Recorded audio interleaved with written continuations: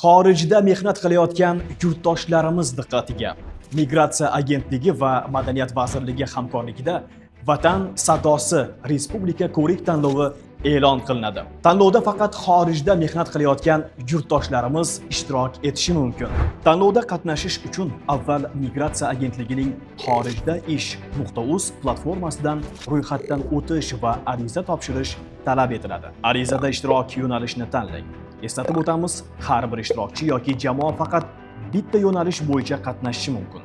So'ngra ijro etilgan asar nomini kiriting va jonli ijro qilingan videoni tayyorlang. Videoni istalgan ijtimoiy tarmoq sahifangizga joylang va havolani arizadagi video havolasi maydoniga kiriting. Diqqat qiling, video jonli ijro qilingan, montajsiz, kesilmagan va bir butun holatda bo'lishi shart. Ishtirokchining yuzi va ovozi aniq ko'rinib turishi lozim.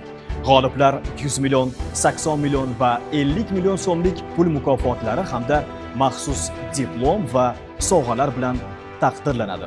Tanlovda xorijda mehnat qilayotgan 18 yoshdan 45 yoshgacha bo'lgan O'zbekiston Respublikasi fuqarolari hamda kelib chiqishi o'zbekistonlik bo'lgan xorijiy davlat fuqarolari, ya'ni vatandoshlar ishtirok etishlari mumkin. Arizalar joriy yilning iyul oyi oxiriga qadar qabul qilinadi.